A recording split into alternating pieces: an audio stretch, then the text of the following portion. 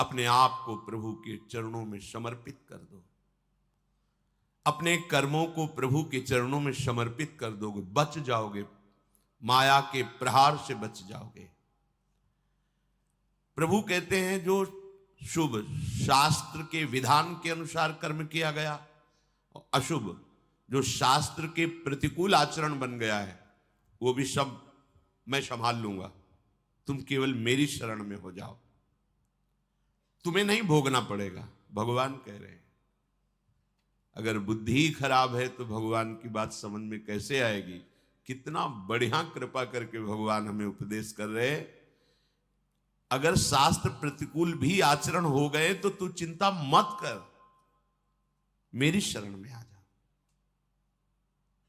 अनंत माताओं जैसा दुलार लेकर प्रभु, पर अपने लोग ऐसे मूढ़ हैं, ऐसी मलिन बुद्धि है कि इस बात को हम समझते ही नहीं। मैं कर लूंगा, मैं सुखी हो जाऊंगा, मैं अभी तक ये किया है आगे भी ऐसा करूंगा। व्यर्थ का अभिमान पतन का मार्ग पुष्ट करता है। श्री भगवान कह रहे हैं जो मुझे भाव से बचते हैं मैं पक्षपात ले लेता हूं उनका, ये खास बात है। बस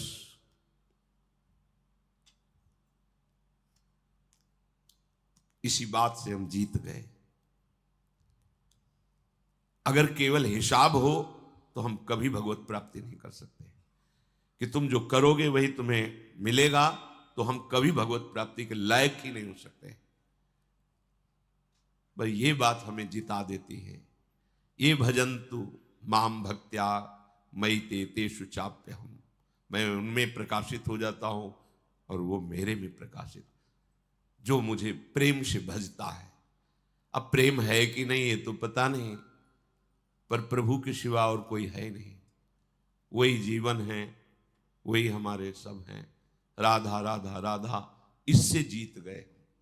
अगर हमारे हिसाब में देखा जाए तो ऐसा कोई तप सृष्टि में नहीं है जो भगवान को खरीद सके, ऐसा कोई सिद्धांत नहीं जो भगवान को अधीन कर सके। जैसे मां मेरा बच्चा है ऐसा मान करके हर समय आंतरिक दृष्टि रखती है, जरा सा भय उपस्थित होने पर आगे खड़ी हो जाती है। ये तो एक अंश का वात्सल्य है, वो वात्सल्य समुद्र है। बस इसी बात से हम जीत गए।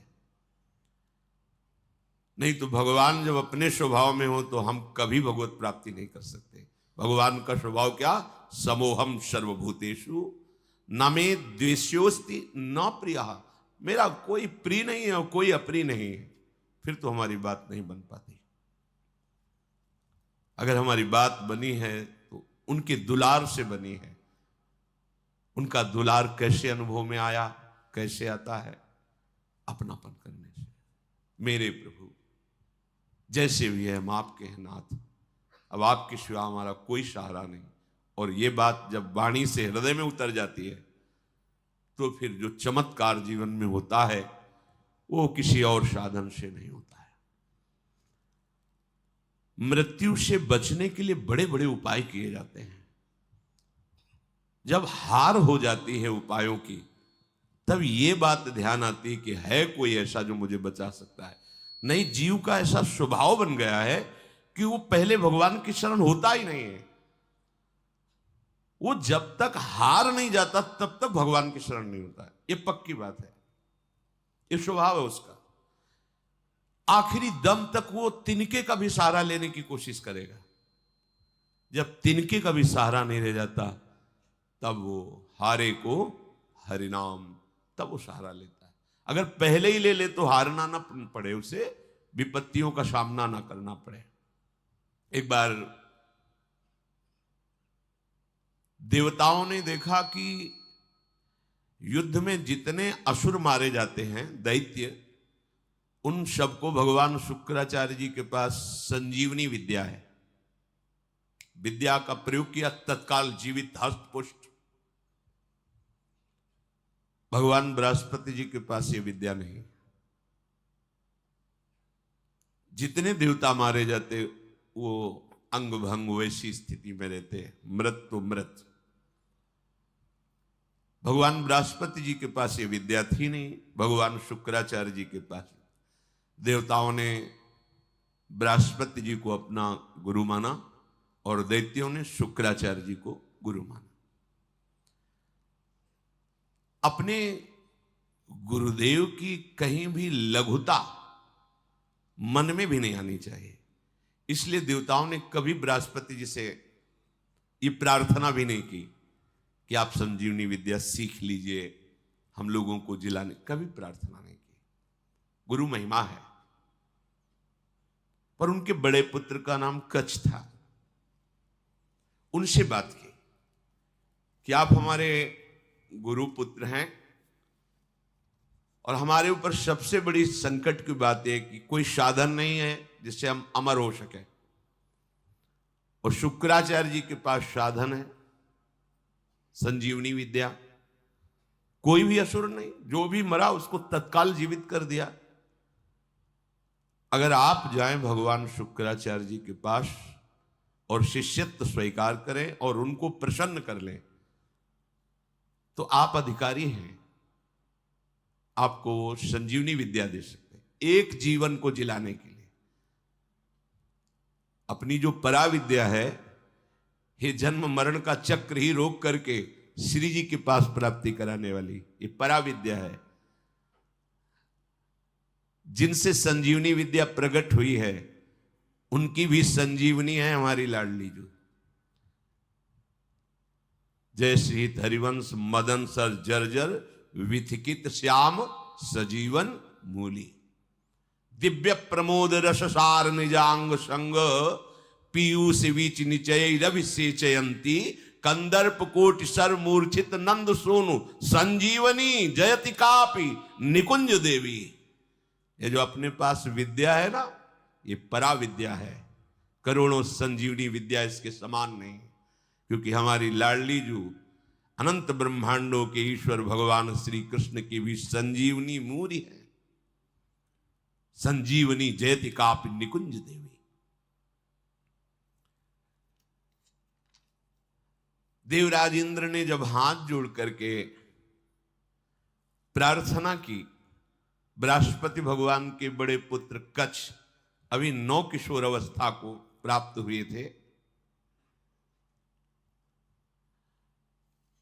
उन्होंने कहा कि आप सब हमारे सम्माननीय हैं और आप हमको हमारे पिता बृहस्पति के समान आदर दे रहे हैं।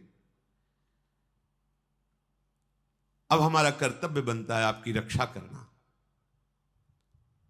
हम जा रहे हैं, पर बड़ा संकटपूर्ण कार्य है, क्योंकि कोई भी दैत्य बर्दाश्त नहीं करेगा। हो सकता है मेरी मृत्यु भी हो जाए, पर आपके हित के लिए मैं मृत्यु का भी वरण कर लूंगा। जो संत स्वभाव के होते हैं उनका प्रभाव यही होता है कि वो अपनी हानि करके दूसरे का परम लाभ करना निश्चित करते हैं, और जो अशंत स्वभाव के होते हैं वो दूसरे की हानि करके अपना लाभ सोचते हैं। कच्छ ने सब देवताओं को आश्वासन दिया, अगर जीवित रहा तो संजीवनी विद्या लेके ही आऊंगा, और ना जीवित रहा तो फिर बात अलग है।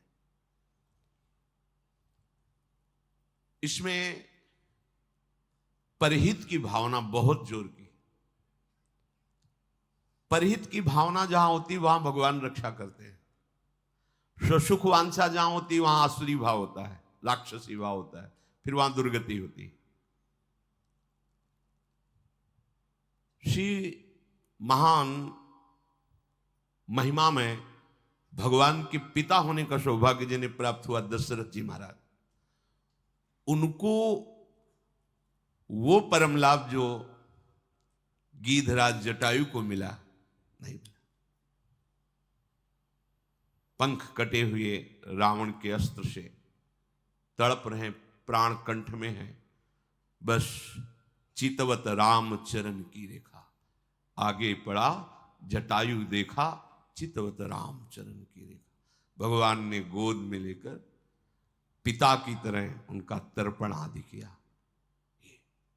वो जानता था कि मैं रावण से जीत नहीं सकता, पर जानकी का विलाप सुन करके पूरे बल से आक्रमण किया। दशानन के ऊपर, और इस गति को प्राप्त तो भगवान के सामने ही गीध देह का त्याग करके हरि रूप होकर भगवान के नित्य साकेत धाम को गया।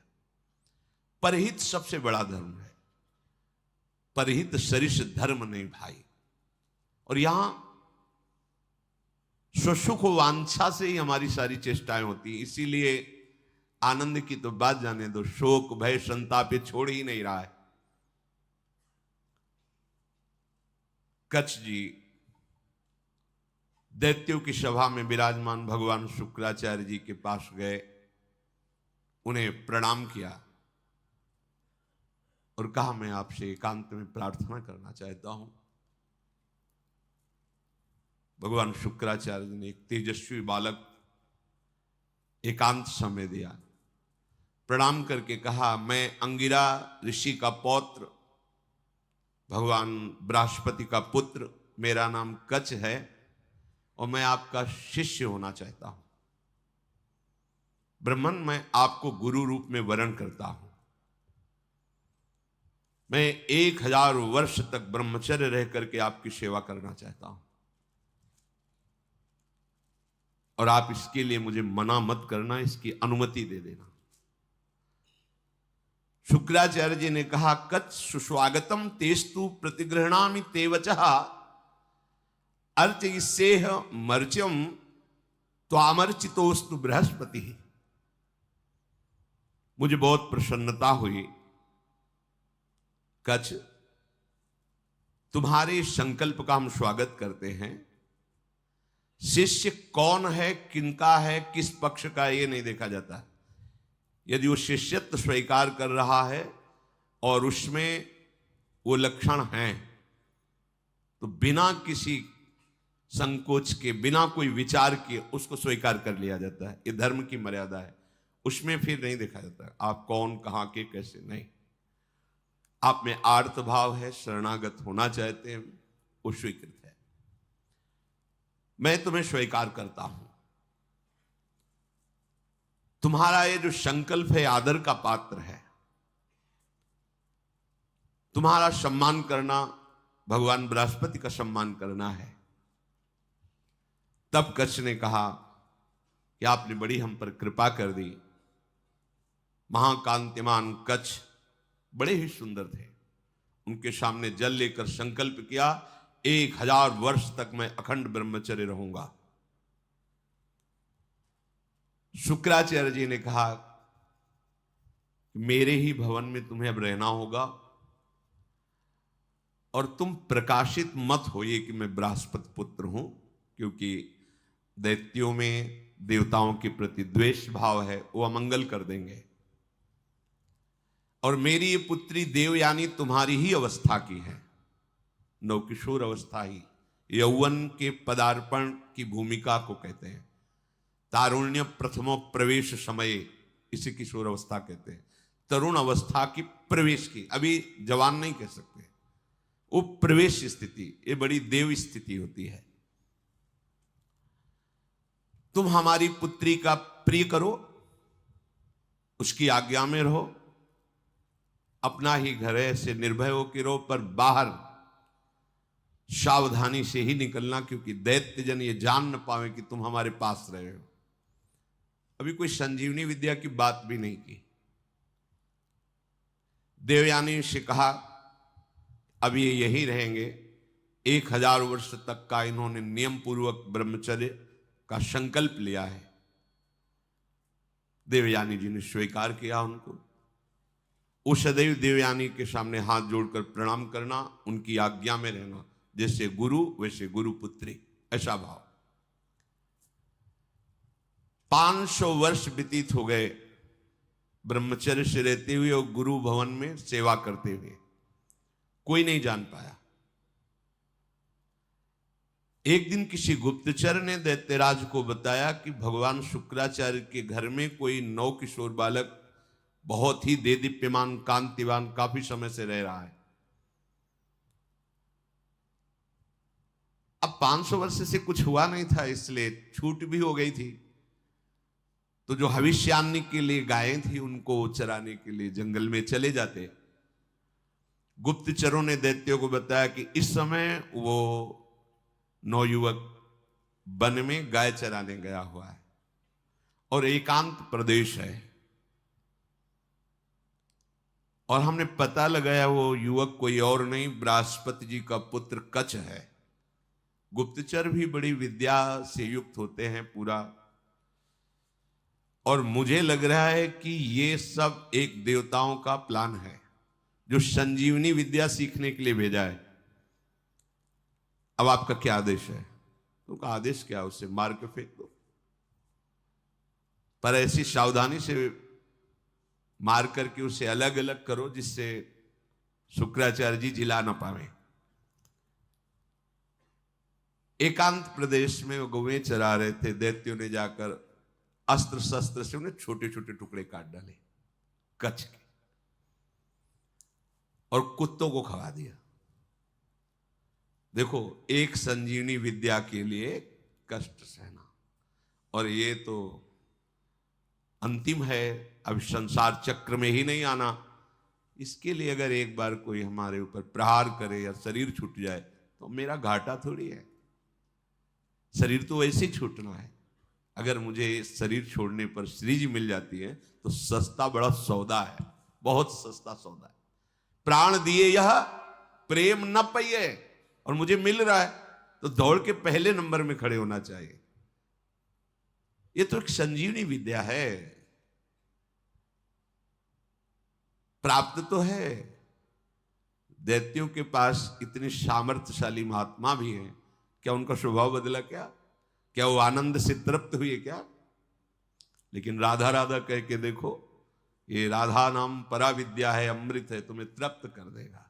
समस्त कामनाएं भस्म करके, कर्म बंधन से मुक्त करके, प्रेम में डुबोकर श्री जी के पास पहुंचा देगा, जहां न आना है न जाना है, जहां पाना तो खूब है, न गैस बनेगी, न मल बनेगा, न मूत्र बनेगा। दिव्य, न बुढ़ापा है, न कोई पीड़ा है, न कोई रोग है, चिदानंद शरीर। कोई भय नहीं कि कभी हटा दिए जाएंगे, दूसरा आएगा तो हमारी जगह ले लेगा, ऐसा नहीं। बस वहीं विश्राम मिलेगा। चलना है, मन में ठान लो, चलना है। पर यह बात कि जिस मार्ग में हम चल रहे हैं उसमें फूल ही फूल नहीं मिलेंगे, शूल भी मिलेंगे। शूल को देख के डरना नहीं, वो शूल फूल बन जाएंगे। पर आप सोचो कि अब हम तो भजन में चले तो सब जयमाला पहनावे हमें, और हमें प्रणाम करें, नमस्कार करें, तो भूल जाना जब आप अच्छी चढ़ाई पर चढ़ रहे होंगे तो पैर पकड़ के घसीटने वाले हजारों दौड़ पड़ेंगे, पर आपको रुकना नहीं है। बल आपका श्री जी है, इसलिए कोई घसीट नहीं सकता, पर विघ्न बाधाएं आपको घेर लेंगी। किसी उत्तम वस्तु की प्राप्ति के लिए बहुत उसे छुपा के रखा जाता है, बड़े विघ्न रखे जाते हैं जिसे कोई अधिकारी ही प्राप्त कर पावे। उनको मार दिया, कच्छ को, उनके शरीर के टुकड़े टुकड़े करके कुत्तों को खवा दिया। अब उस दिन गौएं बिना रक्षक के वापस आ गई। देवयानी जी ने देखा कि कच्छ तो आए नहीं, गौएं लौट आई। उन्होंने शुक्राचार्य जी से कहा कि भगवान,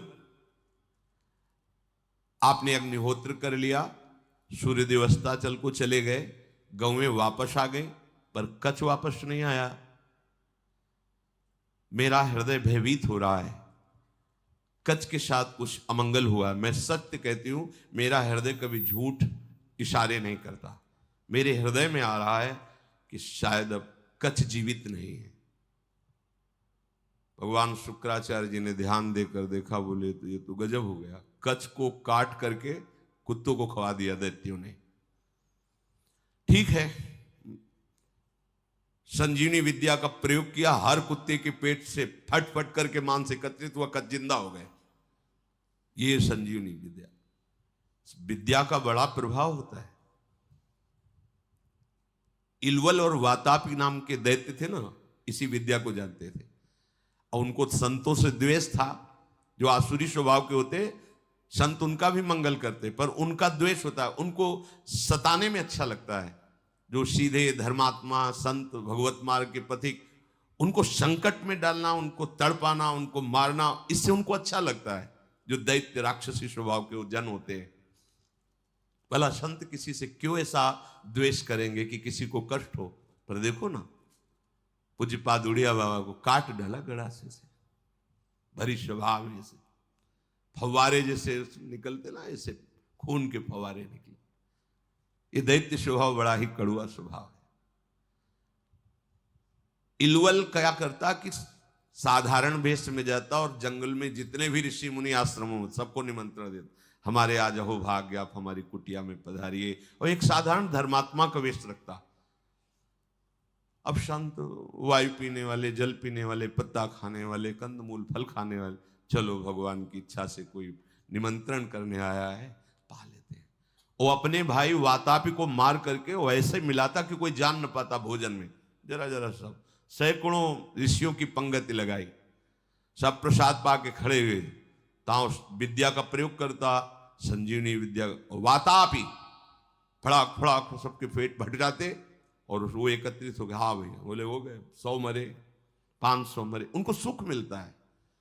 अब ऋषियों की संख्या कम होने लगी तो भगवान अगस्त्य जी से कहा, जो समुद्र को पी गए थे, कि ऋषियों पर बड़ा संकट है, वो अलग अलग भेष बदल कर आता है, निमंत्रण करता है और अपने भाई को मार करके ऐसे मिला देता है कोई जान ही नहीं पाता, और जब ऋषि पा लेते हैं तो विद्या का प्रयोग करता है और सबको मार देता है, वो जीवित हो जाता है वातापी।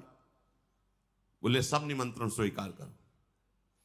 अगस्त्य जी बिना निमंत्रण के पहुंच गए, आगे बैठे, बोले भैया थोड़ा हम सबसे ज्यादा पाते हैं, तो पहली पंगत में मैं आगे बैठा हूं, पहले मैं पालूं फिर दूसरे को परोसा जाए। ऋषि तैयार हो ना? सब ऋषियों ने कहा हाँ। अगस्त्य जी ने कहा पहले मुझे परो, उसने वही प्रक्रिया की, अपने भाई वातापी को मार करे पूरा चाट चाट के सब पा गए अगस्त्य जी। पाने के बाद आचमन किया, खड़े हुए तो उसने मंत्र संजीवनी विद्या पढ़ी और कहा वातापी, जे भी पुकारा सो अधो वायु ढर से निकाली, बोले गया तुम्हारा वातापी। अगस्त्य जी थे जो समुद्र को पी गए, समुद्र, अगाध समुद्र को पी गए, अधो वायु लिख बोले गया तुम्हारा वातापी। तुम साधारण सी सब पच गया, जितनी देर पाया उतने में हमारी जठरांग ने पचा करके हजम हो गया, खत्म तुम्हारा वातापी। कोई विद्या काम नहीं करती ब्रह्म विद्या के आगे, भगवत विद्या के आगे। भगवान बृहस्पति जी ने जो ही ध्यान किया, देखा कि वो तो कुत्तों के पेट में है, संजीवनी विद्या का प्रयोग किया, कुत्तों के पेट फटे और कच्छ जो है मांस जुड़ के पूरा जीवित होकर सामने आ गया। देखते ही देवयानी ने पूछा लौटने में विलंब क्यों कर दिया? तो उन्होंने कहा कि देवी मैं समिधा कुश और काष्ठ गुरु सेवा के लिए ला रहा था, तो एक वृक्ष के नीचे रुका, गौएं भी हमारे साथ थी, वहां कुछ असुरों ने मुझे घेर लिया और पूछा तुम कौन हो? तो मैंने बता दिया मेरा नाम कच्छ, मैं बृहस्पति का पुत्र हूं और भगवान शुक्राचार्य हमारे गुरु हैं, उनकी सेवा के लिए मैं सामग्री ले जा रहा हूं। तो उन्होंने मुझे मार दिया और मार करके कुत्तों को खवा दिया। मेरी स्मृति कभी भंग नहीं होती क्योंकि मैं अखंड ब्रह्मचारी हूं। ब्रह्मचर्य में बहुत बड़ी सामर्थ्य है जिसका महत्व आज नहीं समझा जा रहा है। अगर आपका शरीर स्वस्थ है, किसी औषधियों का सेवन नहीं हो रहा है संसारिक, और आप ब्रह्मचारी हैं, एक बार श्लोक पढ़ लीजिए, वो पूरा टेप हो जाएगा। दोबारा कोई बात सुननी नहीं पड़ती, एक बात सुन लिया पूरा दिमाग में बैठ जाएगा। भारी से भारी मेहनत करने पर कभी थकावट नहीं होगी। 2-4 दिन नींद ना आवे तो आपको परेशानी नहीं होगी, क्योंकि बहुत शीतलता, बहुत धैर्य, गंभीरता, ये सब ब्रह्मचर्य प्रकट कर देता है, तभी उपासना परिपक्व होती है। अब ब्रह्मचर्य नहीं तो स्मरण ही नहीं है, ना प्रभु का स्मरण है, ना अपने लक्ष्य का स्मरण है। जिधर जो प्रवाह हुआ उसी में बहते डोल रहे हैं। शरीर इतने क्षीण हो रहे हैं वासना के कारण कि कुछ भी प्रकृति की मार झेलने लायक ही नहीं रह गए। देखो ब्रह्मचर्य का प्रभाव। कच्छ कह रहे मुझे पूरा स्मरण है, मेरी स्मृति कभी भंग नहीं होती। जब हमारे गुरुदेव ने संजीवनी विद्या का प्रयोग किया तो फिर मैं जीवित होकर तुम्हारे सामने उपस्थित हूं। कच्छ ने जब अपने मारे जाने की बात कही तो देवयानी बड़ी सावधान हो गई कि कच्छ को अब गाय चराने नहीं भेजना। दैत्यों को तो पता था कि हमने मारकर खवा दिया। अब तो एक दिन सेवा के लिए कुछ पुष्प की आवश्यकता हुई तो देवयानी ने कहा पास के ही जंगल से पुष्प ले आइए। दैत्य दूर से निगरानी रखते थे, उन्होंने देखा कच्छ तो जिंदा है, जाकर के सोचा कच्छ जिंदा है, बोले वापस फूल लेके न जाने पावे, अब की क्या करें? बोले मारो, मार के जलाओ, जला के राख जो है समुद्र में बहा दो। जब पुष्प ही लौट करके नहीं आए कच्छ पुष्प लेकर के, तो देवयानी ने फिर प्रार्थना की कि शाम होने जा रही, पुष्प तो सुबह लेने भेजा था, अभी तक कच्छ वापस नहीं आए। शुक्राचार्य जी ने कहा, ध्यान धर के देखा, बोले कच्छ को मार के जला के समुद्र के जल में प्रवाहित कर दिया, मतलब जल में मिला दिया। तो उन्होंने कहा भगवान यदि कच्छ पुनः वापस नहीं आएंगे तो मैं भी जीवित नहीं रहूंगी, क्योंकि इतने वर्षों से हमारी आज्ञा में सेवा में रह रहे तो हमारा एक अपनापन हो गया है। तो उनका देखो चाहे जितनी बार जिलावें वो प्रयोग यही करेंगे, बार बार उन्हें मारेंगे, कभी ऐसा वो बुद्धिमानी से प्रयोग करेंगे कि संजीवनी विद्या का प्रयोग करने वाला ही नहीं रहेगा, इसलिए तुम भूल जाओ कच्छ को। तो उनका ऐसा नहीं हो सकता, जो आपकी शरण में आपको उसकी रक्षा करनी ही पड़ेगी। जो संजीवनी विद्या का प्रयोग किया, लहरों से राख निकली, राख शरीर धारण किया, फिर कच्छ के रूप में आके पुष्प लेके सेवा में उपस्थित हो गए। बड़ी विद्या में सामर्थ्य होती है। गुप्तचरों ने बताया कि कच्छ है अभी गुरु भवन में, मार के जला के। अब वहां हुआ कि सुनो अब की बार ऐसा करो कि कोई उपाय ही न रह जाए संजीवनी विद्या के प्रयोग का। तो किसी कार्य हेतु जे भी गुरु भवन से बाहर निकले, कच्छ उनका अपहरण कर लिया। कच्छ को मार करके जलाया, जला करके छान करके उस राख को सुरा में मिला करके अंगूर आदि के रस में और शुक्राचार्य जी के ही पास पहुंचा दिया। जो सेवा में था जो ही दिया, भगवान शुक्राचार्य पी गए। शुक्राचार्य जी पी गए। देवयानी ने कहा पूरा दिन हो गया कच्छ के दर्शन नहीं हो रहे। तो अब बताया बार बार वो अगर हम संजीवनी विद्या का प्रयोग भी करेंगे तो मार ही डालेंगे, इसलिए तुम छोड़ो, क्यों चिंता करते हो। उन्होंने कहा भगवान आप ये निश्चित समझ लीजिए कि शरणागत हैं वो हमारे, और मैं उनकी रक्षा किए बिना जीवित नहीं रह सकती। आपसे सच कहती हूं, यदि मैंने कच्छ का दर्शन नहीं किया तो अपना जीवन नष्ट कर दूंगी। प्यार तो होता ही परिवार के जनों से। शुक्राचार्य जी ने कहा बेटी बृहस्पति का पुत्र कच्छ इस बार ऐसी घटना में स्थित है, या तुम्हारे पिता रहेंगे या कच्छ रहेगा। देवयानी तुम शोक छोड़ो, रो मत।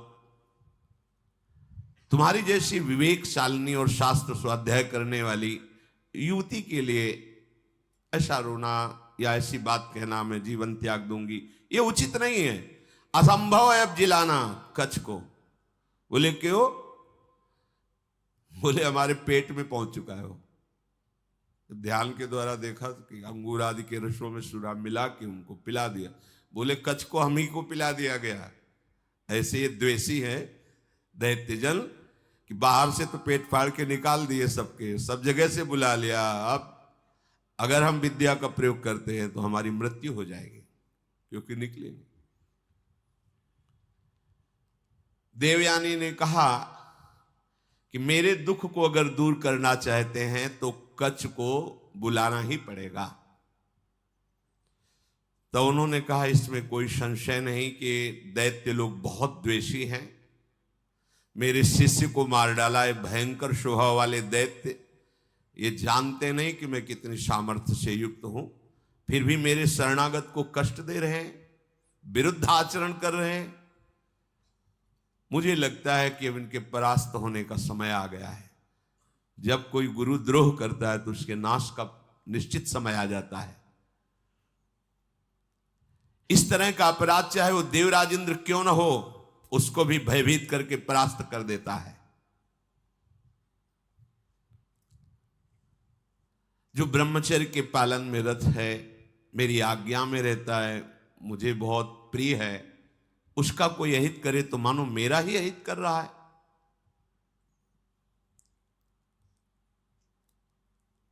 गुरु ने मन में विचार किया कि अब कैसे उसको जिलाए। तो कच्छ, तुम मेरी बात सुन रहे हो? संजीवनी विद्या का ध्यान करते हुए कहा। तो अंदर से कच्छ बोले, हाँ गुरुदेव सुन रहा हूं, बहुत भयभीत भी हूं, क्योंकि मैं आपकी हाथों के बीच में फंस गया हूं। विद्या के प्रभाव से अंदर से आवाज। गुरुदेव आप प्रसन्न हो, मैं आपको प्रणाम करता हूं।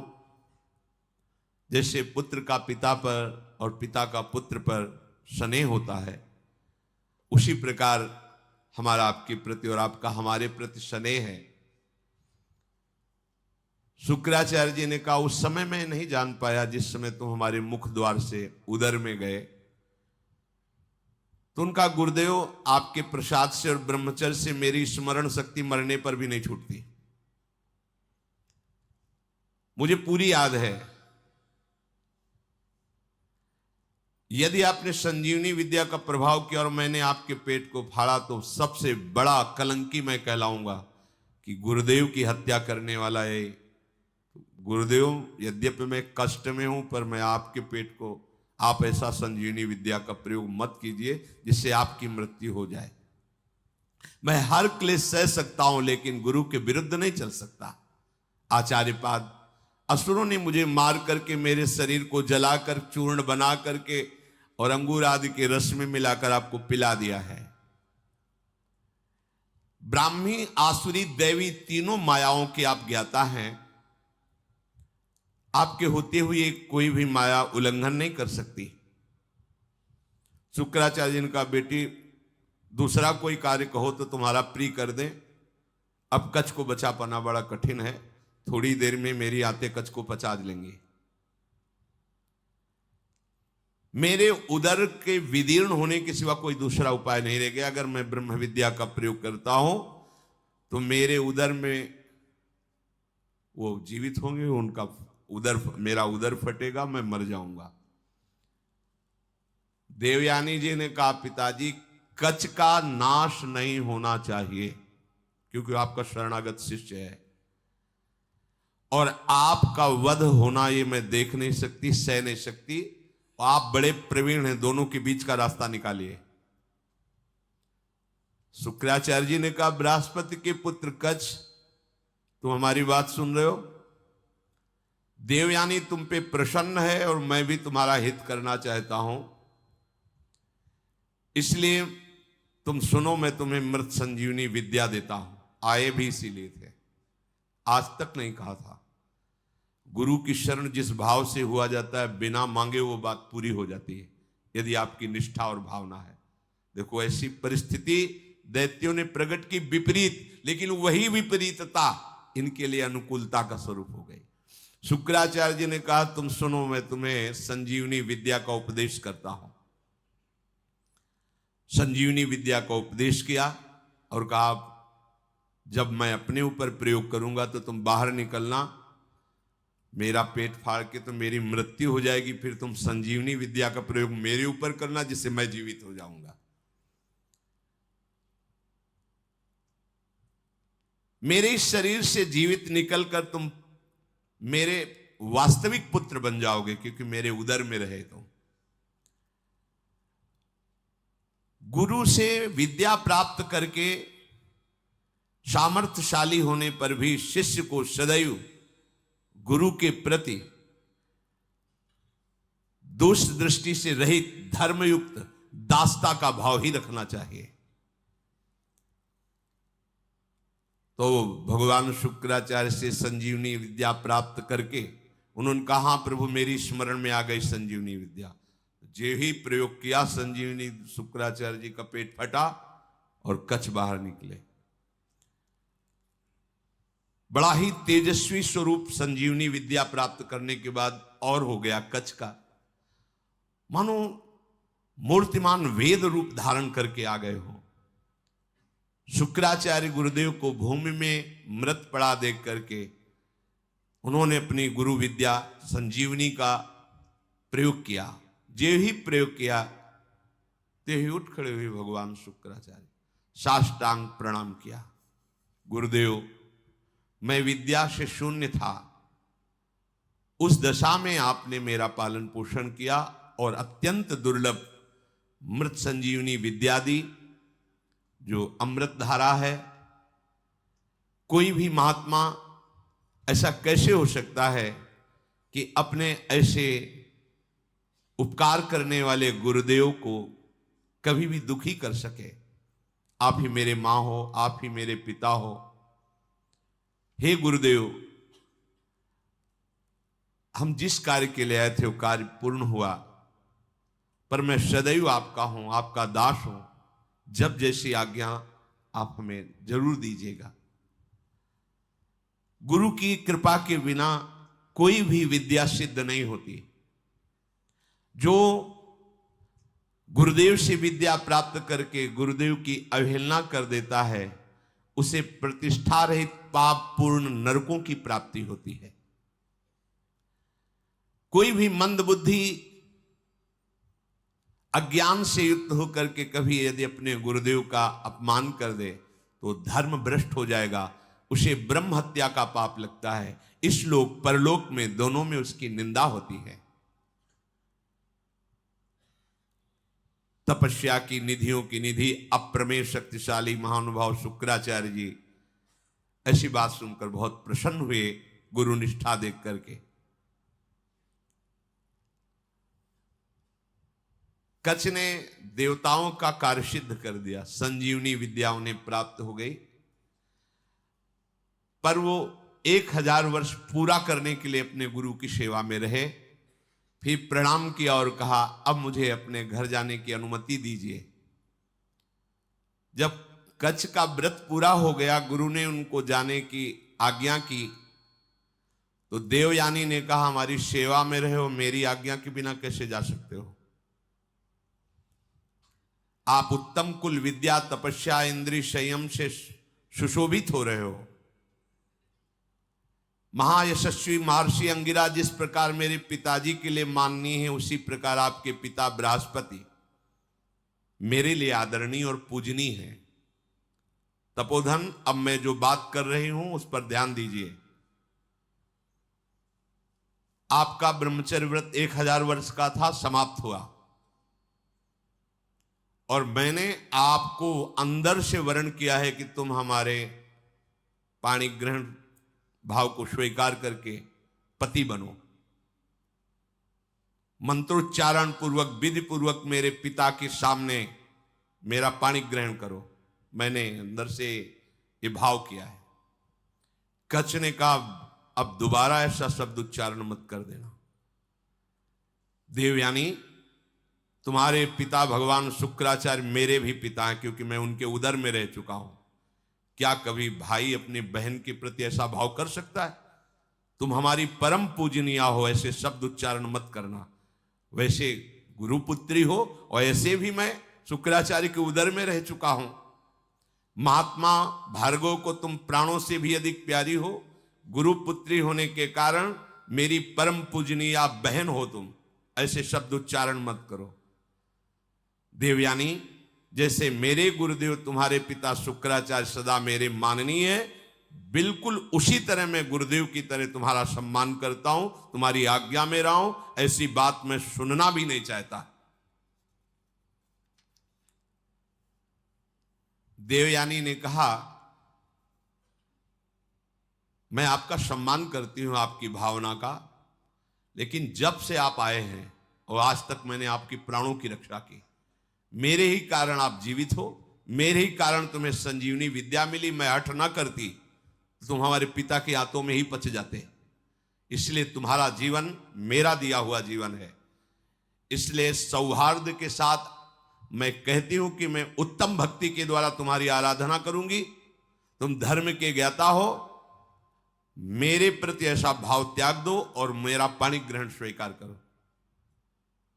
कच्छ ने कहा, उत्तम व्रत का आचरण करने वाली देवयानी, मैं तुम्हारी इस आज्ञा का कदापि पालन नहीं कर सकता।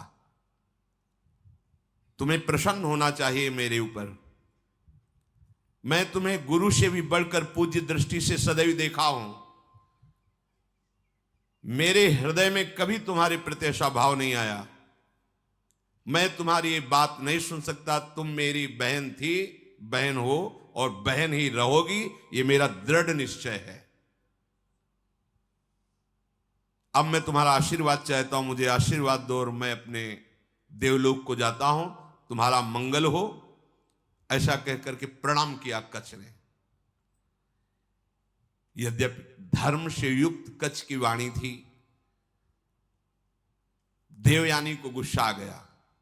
उनका, हमारी बात को ठुकरा रहे हो तो मैं श्राप देती हूं। जिस कार्य के लिए तुमने कठोर तपस्या की, यहां आए, संजीवनी विद्या सीखी, तुम्हारी संजीवनी विद्या निष्फल हो जाए। यह है, मिलते मिलते भी बात बिगड़ जाती, लेकिन हरि शरणम में बात नहीं बिगड़ती। ध्यान रखना, निमिषहु ना अकृपा जब चितये तब ऐसे। ये सब इतिहास इसीलिए तुम्हें सुना रहे हैं कि हमारे भगवान की शरणागति कितनी मीठी मृदु है। घोर अपराध बन जाने पर भी भगवान कभी त्यागते नहीं। इतना कई बार मरना पड़ा जिस संजीवनी विद्या के लिए, उसी का शाप मिल गया, निष्फल हो जाए। अब तो होश उड़ गए। जिसके लिए इतना श्रम हो, निष्फल। देवयानी, ये तुमने धर्मयुक्त कार्य नहीं किया। तुम गुरुपुत्री हो, गुरुपुत्री समझकर तुम्हें क्षमा करता रहा जब तुम बार बार पाणी ग्रहण की बात करती रही। मैंने आज तक कभी तुम्हें दोष दृष्टि से नहीं देखा, और तुम कामना से युक्त होने के कारण हमें शाप दे दिया। इसलिए मैं तुम्हें आज शाप देता हूं। आज के बाद कोई भी ब्रह्म ऋषि कुमार तुम्हारा पाणी ग्रहण ही नहीं करेगा। ये सामर्थ्य होती है, जो नियम से चलते हैं, भजन करते हैं, उनमें सामर्थ्य होती है। उनके वचन कभी मिथ्या नहीं होते। 5 वर्ष के बालक हैं श्रृंगी ऋषि, चक्रवर्ती सम्राट महामहिम परम भागवत परीक्षित जी। जे ही श्रृंगी ऋषि स्नान कर रहे थे, बालकों ने आके कहा, तुम्हारे पिता के गले में मरा हुआ सांप महाराज परीक्षित ने डाल दिया है। कहा, उपहास? मेरे समाधिस्थ पिता का उपहास? ये इतना उच्छृंखलता कैसे आ गई? ये तो महाभागवत थे, ऐसा कैसे? इसका मतलब ये समझते हैं कि इनके ऊपर कोई शासन करने वाला नहीं। जल उठाया और कहा, इनको पता नहीं कि ऋषि बालकों में अपनी तपस्या का इतना बड़ा बल है कि हम देवराज इंद्र को भी शाप दे सकते हैं। ये क्या है? मैं शाप देता हूं, आज के 7वें दिन विशाल काय तक्षक सर्प डसेगा और इस राजा की मृत्यु हो जाएगी। अमोघ, कोई नहीं काट पाया। 5 वर्ष के बालक श्रृंगी ऋषि। तुमने काम के वशीभूत होकर के मेरी विद्या को निष्फल होने का शाप दे दिया, तो तुम्हारा पाणी ग्रहण संस्कार की जो भावना है, कोई भी ब्रह्म ऋषि कुमार तुम्हारा वरण नहीं करेगा। ये मेरा शाप है। गई विद्या, गई। देखा कितना श्रम और हाथ क्या लगा। अब देवताओं को भारी समस्या का फिर कोई उपाय नहीं। अब जब कोई उपाय नहीं होता, तब एक उपाय जागृत होता है, हरि शरणम। सब देवताओं ने भगवान को पुकारा, क्योंकि दैत्य बल से भी आसुरी स्वभाव में, और गुरु का इतना बड़ा प्रताप, संजीवनी विद्या संपन्न गुरु, कोई उपाय नहीं कि बचने का। प्रार्थना ब्रह्मा जी से की। ब्रह्मा जी, भगवान शंकर शव देवता सुमेरु पर्वत जो 4 लाख योजन का है, वहां एकत्रित हुए और भगवान की सबने प्रार्थना की, स्तुति की। जो स्तुति की श्री भगवान सामने प्रकट हो गए। आर्त भाव की हुई स्तुति तत्काल अनुभव कराती कि भगवान हमारी बात सुन रहे हैं। वो भाव आना कठिन होता है। अगर वो भाव आ जाए तो पुकारते ही भगवान आपको दिखाई देंगे। उसे आर्त भाव कहते हैं। जैसे गजेंद्र ने आर्त भाव में पुकारा, द्रौपदी जी ने आर्त भाव, एक क्षण भी नहीं लगा भगवान उपस्थित हो। ऐसे समस्त देवता, भगवान ब्रह्मा शंकर आदि ने जब आर्त भाव से भगवान को पुकारा कि एकमात्र भगवान श्री हरि ही अब हमारी रक्षा कर सकते हैं, वही उपाय कर सकते हैं। जे भी भगवान श्री हरि सुमेरु पर्वत पर प्रकट हुए, समस्त देवता, ब्रह्मा जी, भगवान शंकर ने देखा कि जैसे करोड़ों सूर्य एक साथ उदय हो गए हो, ऐसी आभा प्रकट हुई। किसी भी देवता की नेत्रों में सामर्थ्य नहीं थी उस आभा की तरफ देख सके। इसलिए इस श्लोक आता है सुधा, तेजो रूप निकुंज एव कलयन नेत्रादि पिंड स्थितम। निकुंज ऐसा तेजोमय है कि किसी की सामर्थ्य नहीं देख सके। जब लाडली जी की सखियों की कृपा होती, जो आचार्य रूप से आई, वो जब दिव्य नेत्र देते तब निकुंज को करोड़ों सूर्य एक साथ जैसे प्रकट हो गए, ऐसी कांति प्रकट हुई। सबकी आंखें चौंधे आ गईं, सब बेशुद्ध हो रहे हैं। भगवान ब्रह्मा शंकर आदि सावधान होकर के सुंदर झांकी की। उस तेज के बीच में मरकतमणि पन्ने के समान स्वच्छ श्यामल शरीर, जैसे कमल के भीतरी भाग के समान सुकुमार नेत्र, लाल लाल डोरियां, चमकता हुआ करोड़ों बिजलियों की कांति वाला पीतांबर, सर्वांग सुंदर श्याम शरीर, रोम रोम से सुंदरता फूट पड़ रही है। धनुष के समान टेढ़ी भौहें, बड़ा सुंदर मुख, महामणिमय किरीट, भुजाओं में बाजूबंद, कानों में झलकते हुए कुंडलों की चमक, कपोल सुंदर खिले हुए, करधनी में लड़ियां, हाथों में कंगन, गले में चरणों तक माला। भगवान श्री हरि प्रकट हुए। जे ही भगवान प्रकट हुए तो भगवान के दिव्य पार्षद आसपास सब सेवा में उपस्थित, सुदर्शन चक्र आदि मूर्तिमान पार्षद रूप होकर सेवा में रहते हैं। जब आदेश होता है तो वस्त्र रूप धारण करके फिर लीला करते हैं, जैसा आदेश भगवान का होता है। समस्त देवताओं ने साष्टांग पृथ्वी पर लौट करके भगवान श्री हरि को प्रणाम किया और सबने भगवान की स्तुति की। अजात जन्म स्थिति संयमाया गुणाय, निर्वाण सुखार्णवाय, अणुरणिम्ने परिगण्य धाम्ने, महानुभावाय नमो नमस्ते। संपूर्ण सृष्टि का प्रादुर्भाव, स्थिति और प्रलय ये आपसे ही होती है, पर आप इससे संबंध नहीं रखते। होती आपसे ही है पर आप इससे संबंध नहीं रखते।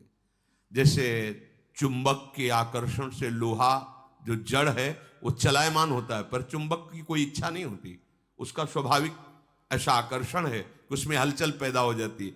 ऐसे ही श्री भगवान की सामर्थ्य से सृष्टि का सृजन पालन लय होता रहता। भगवान निर्लेप है, निर्विकार है, प्राकृत गुणों से रहित एवं मोक्ष स्वरूप परमानंद के महान समुद्र, सूक्ष्म से भी सूक्ष्म और महान से भी महान हे परमेश्वरशाली प्रभु श्री हरि, हम आपको बार बार नमस्कार करते हैं। समस्त देवताओं ने भगवान की स्तुति की और कहा, प्रभु आप ही हमारे रक्षक हैं। जब कोई विशेष संकट पड़ता है तब आप हमारी रक्षा करते हैं। ब्रह्मादि देवताओं ने स्तुति करके मौन होकर हाथ जोड़कर खड़े हो गए। यह स्वभाव है क्या जब हार जाता है तब याद आती भगवान की। ये सबका स्वभाव, पहले ही भगवान की याद कर लो। पर वो जब किसी ऐसी विपत्ति में फंसता है कि कोई सहयोगी नहीं होता, तब भगवान की याद आती है। सब हाथ जोड़कर खड़े हो गए। समस्त लोकों के एकमात्र स्वामी भगवान श्री हरि ने कहा, ब्रह्मा, शंकर और समस्त देवताओं, सावधान होकर सुनो, ये मेरी सलाह है, इससे तुम सबका मंगल होगा। इस समय तुम्हें यह समझना चाहिए कि गुरु की कृपा है दैत्यों के ऊपर। तुम युद्ध में परास्त नहीं कर सकते। गुरु मेहरबान तो चेला पहलवान। भगवान कह रहे हैं तुम परास्त नहीं कर सकते। असुरों पर काल का एक छत्र कृपा प्रसाद है, क्योंकि वो गुरु सेवा में है, शुक्राचार्य जी को अनुकूल किए हुए हैं। उनकी इस समय कोई भी अभ्युदय या अवनति नहीं कर सकता। हमारा विचार है कि इस समय तुम्हें अस्त्र शस्त्र रहित होकर उनकी सभा में जाना चाहिए, नमस्कार करना चाहिए, उनसे मित्रता करनी चाहिए और फिर एक बड़ा कार्य का अनुष्ठान करो। जब तुम्हारा कार्य सिद्ध हो जाए फिर तुम भले उनसे लड़ाई करना। तुम्हारा कार्य होगा समुद्र मंथन, जिससे अमृत निकलेगा। उस अमृत को तुम पी लोगे तो संजीवनी विद्या की जरूरत ही नहीं, कोई देवता मरेगा ही नहीं। पर अमृत अकेले नहीं निकलेगा, मंथन में प्रयत्न करेंगे वो भी, पर वो अहंकार और द्वेष से युक्त होने के कारण उस अमृत के अधिकारी नहीं है। वो अमृत तुम्ही को मिलेगा। वो अमृत का प्रभाव है, जरा सा भी मुख में चला जाए तो कभी वो मरेगा नहीं।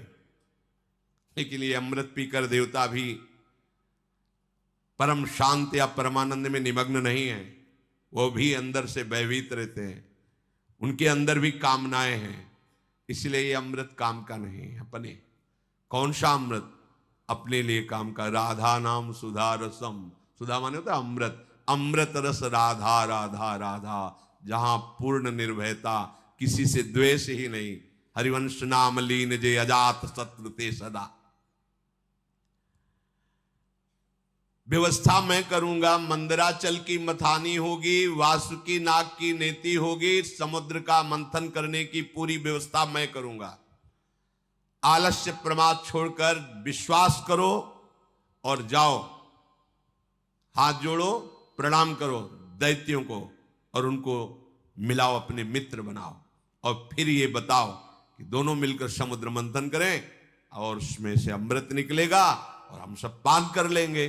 वो राजी हो जाएं। बिल्कुल क्रोध मत करना और जो कुछ भी निकले मेरे इशारे के बिना तुम स्वीकार करने की चेष्टा मत करना। देवताओं को आदेश देकर भगवान श्री हरि उन्हीं के बीच में अंतर्धान हो गए। उनके चले जाने पर ब्रह्मा शंकर ने उस दिशा को नमस्कार किया जिधर भगवान अंतर्धान हुए। देवराज इंद्र, वायु देवता, अग्नि देवता, बड़े बड़े लोकपाल ईश्वर कोटि के जो देवता हैं, ये कोई अस्त्र नहीं, कोई शस्त्र नहीं, सर झुकाए हुए दैत्यों की सभा में प्रवेश। बड़े बड़े सेनापति, दैत्यों के उद्भट, देवताओं को परास्त करने की सामर्थ्य रखने वाले, अपने अपने अस्त्र संभाल लिए। और उनमें हुआ कि जब अस्त्र नहीं लिए और सर झुका के आ रहे, इसका मतलब ये युद्ध के लिए नहीं, इसका मतलब ये संधि भावना से आ रहे हैं। उन्होंने अपने अपने अस्त्र नीचे उतारे। देवता लोग गए और हाथ जोड़कर ऐसे किया। ऐसे ही काम बनता है। अगर अमृत पद प्राप्त करना है ना, तो जो गाली दे तो भी हाथ जोड़ना पड़ेगा। ये भगवान की सलाह है।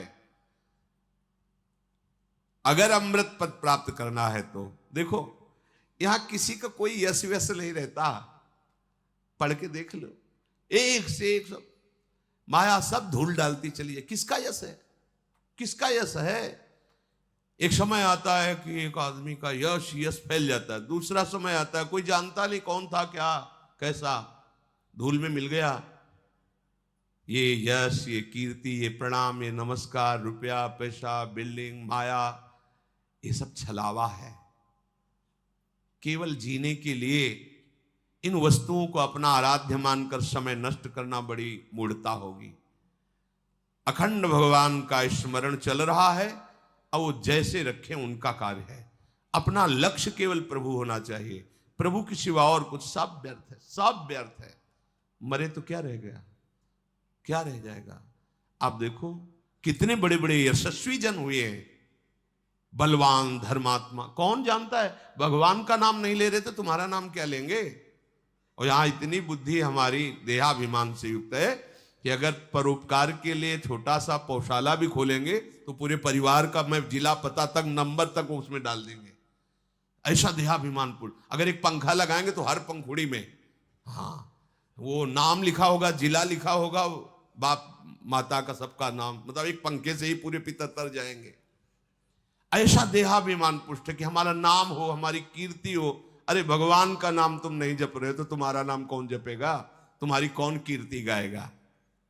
इसलिए यदि अमृत पद प्राप्त करना है तो झुकना सीखो, सर झुकाना सीखो सबके चरणों में, क्योंकि सब में मायाधीश भगवान गुप्त रूप से विराज। वो देख लेंगे कि अहंकार रहित हो, तुम्हें अमृत पद दे देंगे। भगवान ने सलाह दी, यदि तुम्हें अमृत पान करना है तो तुम्हें सर झुकाना पड़ेगा। इसीलिए भगवान के भक्तों को देखो, कितना भी सताया जाए कभी विरोध नहीं करते। जोई जोई प्यारो करे सोई मुहि भावे। समस्त संपत्तियों से सेवित असुर सेनापतियों से सुरक्षित उस सभा में देवताओं ने कहा कि हमारे मन में एक विचार आया है, क्या आप लोग सहयोग करेंगे। हम दोनों मिलकर के यदि समुद्र मंथन करें और उससे अमृत निकलेगा, पक्का निकलेगा, हमें विश्वास है, क्योंकि भगवान ने बताया था। अगर आपको जचे तो आप स्वीकृति दे दो तो उपाय किया जाए अमृत मंथन का। तो वहां शंबर, अरिष्ट नेमी, त्रिपुर निवासी बड़े बड़े बलवान दैत्य बैठे थे। उन्होंने कहा अमृत मिल जाएगा तब तो सब बढ़िया बात बन गई। अब इसमें समझौता की क्या बात है, हम सब एक ही है, चलो समुद्र मंथन प्रारंभ करते हैं। सबने मंथन के लिए स्वीकृति दे दी, समुद्र मंथन के लिए। भगवान ने बताया था कि मंदराचल की मथानी होगी, 11,000 योजन ऊपर, 11,000 नीचे। एक योजन का मतलब 4 कोस, 11,000 का मतलब 11 का मतलब 44,000 कोस, 44,000 कोस ऊंचे। और नीचे मूल जड़ भी 11,000 उखाड़ के लाना है समुद्र के समीप, और इसकी मथानी बनानी है। मंथन किसका हो रहा है, समुद्र का। अब बड़े बड़े बलवान देवता दैत्य मंदराचल को ललकारते हुए, गरजते हुए उखाड़ तो लिया, पर फिर संभाल नहीं पाए तो सैकड़ों देवता और दैत्य चटनी बन गए, इतना बड़ा पहाड़। अब देवताओं ने भगवान का स्मरण किया कि प्रभु शुरुआत से अमंगल शुरू हो गया, और डर गए सब कि अब ये तो घटना इतनी घट गई, इसी में हजारों देवता दैत्य पिस गए तो कैसे काम चलेगा। भगवान जिनकी पंखों से सामवेद उच्चारण होता है, उन गरुण जी के ऊपर विराजमान मंद मंद मुस्कुराते हुए आए, जो देवता दानव चकनाचूर हो चुके थे। किसी के कंधे टूट गए थे, किसी का हाथ टूट गया, किसी के कमर टूट गई, कोई मर गया। भगवान गरुड़ पर बैठे हुए ही अमृतमयी दृष्टि से देखा, सब स्वस्थ, सब जीवित। कर तुम अकर तुम अन्यथा कर तुम। ऑपरेशन नहीं करना पड़ा हड्डियों का, औषधि नहीं लगानी पड़ी। समझो भगवान बिना औषधि के भी, सारी औषधियों में सामर्थ्य उन्हीं के है। अगर कोई औषधि काम कर रही है तो भगवान की ही सामर्थ्य है। वो आपको, आपके मन को, आपके हृदय को परम शीतल कर देंगे।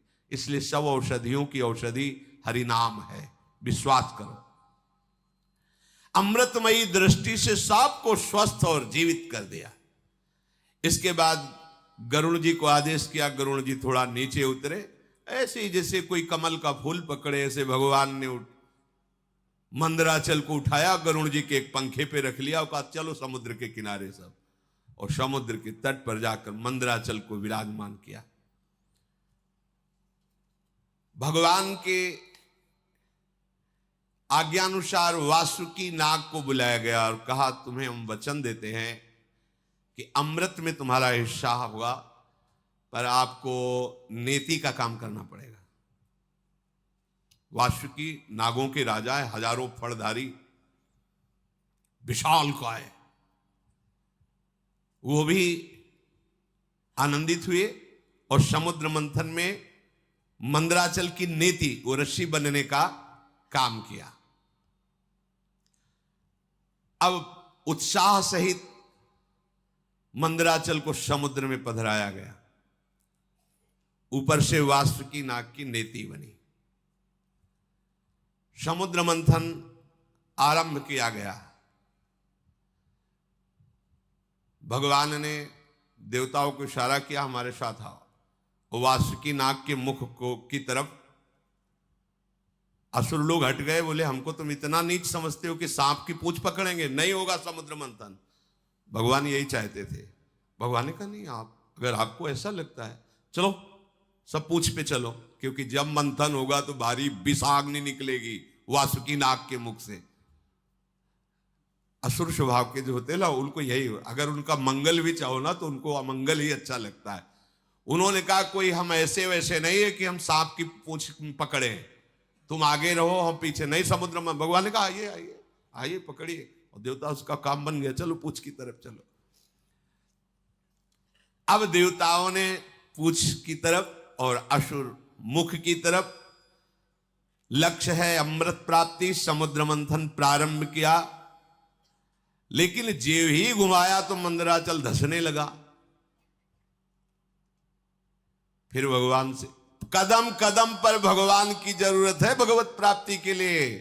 चाहे जितने बड़े तपस्वी, साधना, ज्ञानी, बैरागी कोई भी हो, बिना भगवान के, चाहे उन्हें गुरुदेव भगवान बोलो चाहे भगवान बोलो, बातें उनके बिना कृपा प्रसाद के, ये तो अमृत है सृष्टि का, वो तो ज्ञानामृत है, प्रेमामृत है, उसकी प्राप्ति कैसे हो सकती?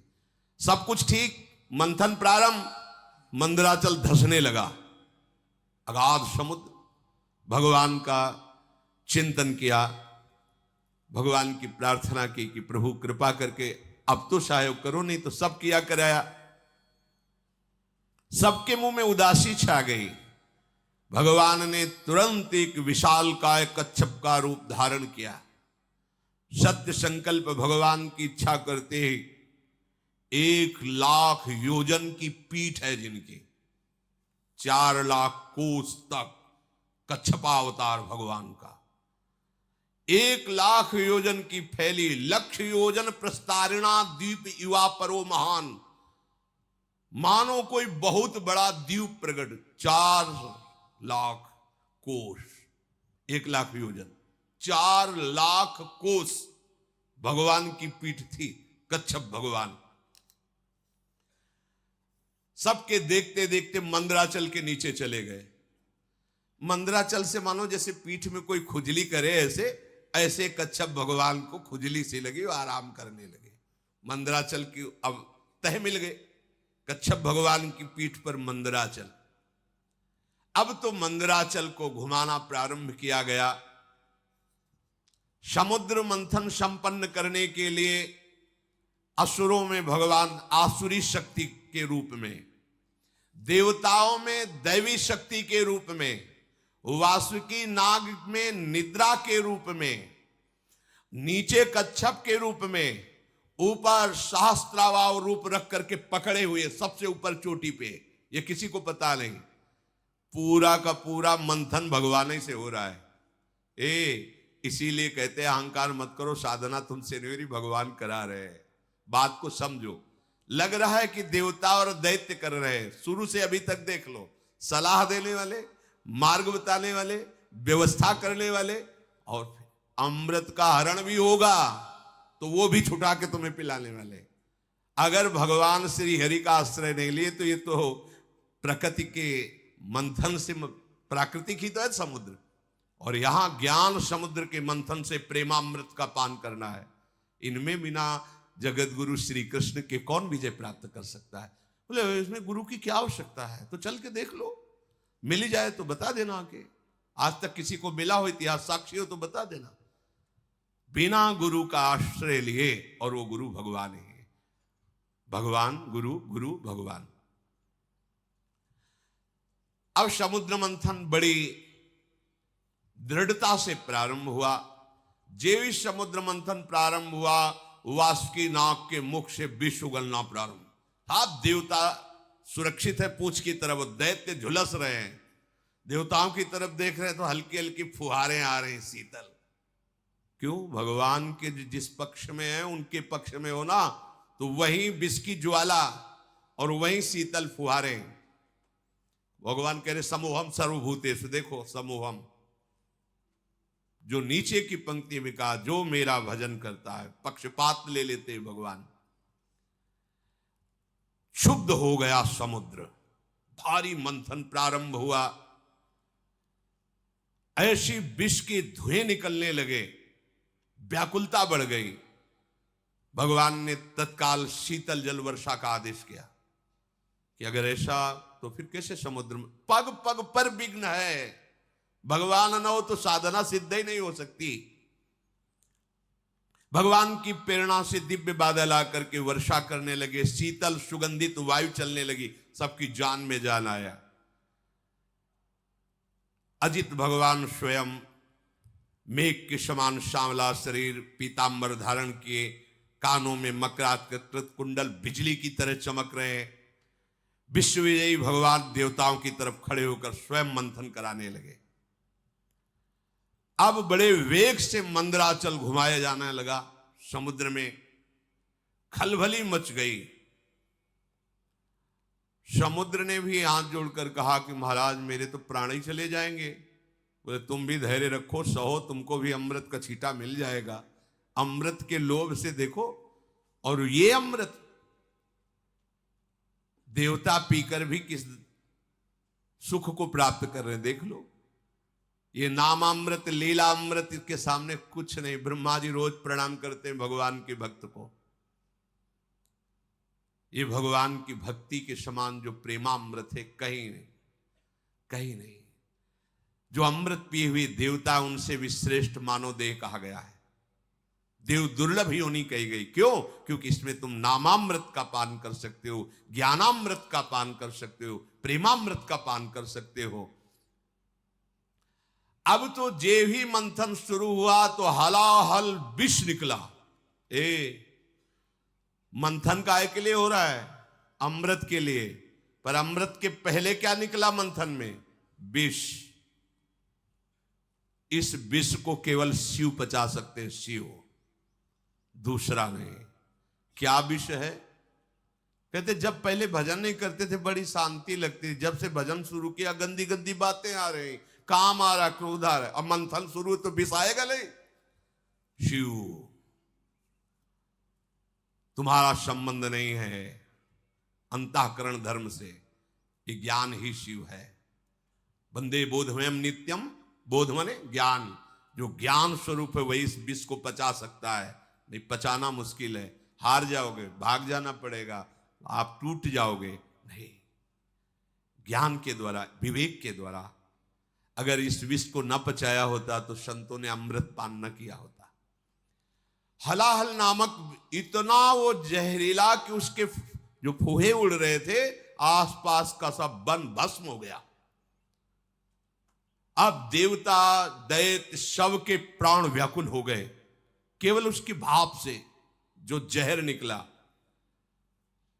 भगवान ने कहा कि चलो सब कैलाशपति का स्मरण करो, देवाधिदेव महादेव भगवान शंकर ही बचा सकते हैं। भगवान सदाशिव को पुकारा, अंबा के साथ भगवान प्रकट हुए। ऋषि मुनि देवता दैत्य सब प्रणाम करके प्रार्थना कर रहे, तीनों लोकों का अभ्युदय और मोक्ष जिन ऋषियों ने संकल्प करके कि सबका मंगल हो, वो सब ऋषि भी आ गए और स्तुति करने लगे भगवान शंकर की। देव देव महादेव भूतात्मन भूत भावन त्राहिनः शरणापन्नास त्रैलोक्य दहनाद विषाद। हे देवताओं के भी आराध्य देव, देवाधिदेव महादेव, अब आप ही समस्त प्राणियों की रक्षा कर सकते हो। हम सब आपकी शरण में आए हैं। ये त्रिलोकी को भस्म कर देगा विष। अगर इस विष को नहीं पचाओगे तो स्थूल सूक्ष्म कारण तीनों इस विष से व्याप्त हो जाएंगे। जिस काम के लिए ये मंथन शुरू हुआ था साधना का, वो काम पूरा नहीं हो पाएगा। इस विष को पचाना ही होगा, शिव रूप होकर, जीव रूप होकर नहीं। देहाभिमानी जीव, अंतःकरण धर्म का दृष्टा शिव। अंतःकरण पर काम आदि का वेग आ रहा है, ना कि मेरे में। अगर ये ज्ञान नहीं रखोगे, हमारा मन ऐसा, हमारा मन ऐसा, ढो मन की सारी बातें, उसी में फंसे रहो। मन थोड़ी तुम हो, अंतःकरण में स्फुरित हो रहा, तुम उसको देख रहे हो। उसकी गंदी बातें मत स्वीकार करो, मत उसको सपोर्ट करो, जीत जाओगे। इस त्रिलोकी को भस्म करने वाले उग्र विष से आप हमारी रक्षा कीजिए। भगवान शंकर से जब स्तुति की समस्त लोकपालों ने, प्रजा का संकट देखकर अकारण करुणा करने वाले भगवान शंकर ने अपनी प्रिया अंबा सती जी से कहा, देवी देखो तो बड़ा संकट उपस्थित हुआ इनके ऊपर। यद्यपि लालसा थी अमृत की, और निकला पहले विष। और ये सिद्धांत भी है, यत तज्ञे विषम्यु तो परिणामे अमृतोपमम। ये विष जैसा लगता है, 2 बजे उठना और फिर दिनचर्या करना, ब्रह्मचर्य से रहना, भजन की भावना में डूबना, किसी से कोई भी व्यवहार नहीं, मनोरंजन नहीं, ये सब विष जैसा लगता है। इसका परिणाम अमृत होगा। अब मेरा कर्तव्य बनता है कि मैं इन्हें निर्भय कर दूं। सबकी रक्षा करना सामर्थ्यशालियों की सामर्थ्य का प्रयोग है। सज्जन पुरुष अपने क्षणभंगुर प्राणों की भी बलि देकर दूसरे की रक्षा करते हैं। देखो, कोई भी कार्य करने के पहले अपनी अर्धांग से अनुमति लेना ही चाहिए। यहां प्रमाण दे रहे हैं जगत गुरु भगवान शिव, सती जी से कह रहे कि अब हमारे इनकी रक्षा करने आप आदेश कीजिए, आप सहमति दीजिए। उनके ऊपर कृपा करना ही है, और इस कृपा से मुझे पता है कि मुझे श्री हरि का प्रेम प्राप्त होगा, क्योंकि श्री हरि के ही द्वारा प्रेरित ये कार्य हो रहा है। चराचर जगत में जब श्री हरि प्रसन्न हो जाते हैं तो फिर उसको और कुछ प्रसन्न करना बाकी नहीं रहता किसी के लिए। मैं इस विष का भक्षण करूंगा। विश्व के दाता, जीवन दाता भगवान शंकर जब सती जी से ऐसा कहा तो सती देवी ने उस प्रस्ताव को पास किया। हाँ ठीक है भगवान, आप जगत अम्बा है ना, जगत मंगल के लिए, वो अपने प्रभु का वो सामर्थ्य भी जानती है। भगवान ने उस विष को आकर्षण किया खप्पर में, पूरा विष, और भगवान शिव उस हथेली के पात्र में रखकर विष को पान कर गए। बड़ा प्रभावशाली था, इसलिए हृदय में नहीं जाने दिया, बाहर नहीं रहने दिया, ये गले में रोक लिया। हलाहल विष उसने प्रभाव दिखाया, पूरा कंठ श्याम वर्ण का हो गया। इसलिए भगवान शिव का एक नाम नीलकंठ भी है। जिस समय भगवान शिव वो विष पी रहे थे तो उससे एक छोटा सा एक विष की बूंद गिरी, उसी से जितनी जहरीली औषधियां, जहर और सर्प बिच्छू आदि जो जहरीले जंतु, उसी जहर से हुआ। अगर पूरा जहर होता तो क्या होता, सब भस्म हो जाता त्रिभुवन। भगवान शिव ने उसे गले में रोक लिया। फिर मंथन प्रारंभ हुआ, आगे की चर्चा है। ये समुद्र मंथन है। बिना हृदय मंथन किए भगवत प्राप्ति के अमृत पद को कोई प्राप्त नहीं करता। एक संजीवनी विद्या के लिए उन्होंने जीवन को दांव में लगा दिया। एक अमृत प्राप्ति के लिए जो लोकवत है, देखो कैसा, आप भगवदामृत पान करने के लिए कितने मजबूत होने चाहिए। इसे किसी ने कुछ कह दिया, आप रो रहे हो, कोई थोड़ा विघ्न आ गया, भजन छूट गया, उदास बैठे हो, भगवान तुम्हारी क्या यही भगवत्ता है, एक सुख सुविधा दी थी वो छीन लिया, अब कोई हमारा नहीं रहा वो छीन, ये सब बहुत नीचे स्तर के। तुम बहादुर हो, ऐसे सूरवीर हो कि त्रिभुवन में तुम्हारे कोई कदम को लड़खड़ा न सके, रोक न सके भगवत प्राप्ति, क्योंकि सहयोगी हमारे प्रभु हैं। देखो ना, समुद्र मंथन में अगर प्रभु ना हो तो प्रारंभ ही नहीं होता। ऐसे ही तुम्हारे भगवत प्राप्ति को अगर प्रभु स्वीकार न किए होते तो प्रारंभ ही नहीं होता। यही सर आवत अति कठिनाई, राम कृपा बिनु आई न जाई, गृह कारज नाना जंजाला, तेति दुर्गम शैल विशाला। पहाड़ जैसे हैं ये घर परिवार के मोह ममता, इसको जो लांघ कर तुम आए हो ना, तो हरि ने तुम्हें घसीटा है। वही अमृत पद तक सहयोग करते हैं और वही अमृत पद के रूप में मिलते हैं।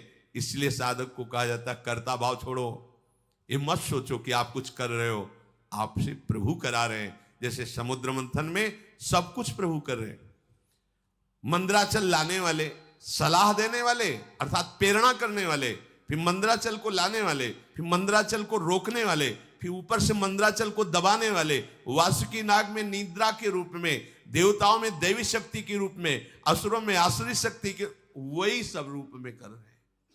हमारे जो भी भागवतिक साधना होती, मेरे प्रभु मेरे हृदय में बैठकर करा रहे हैं।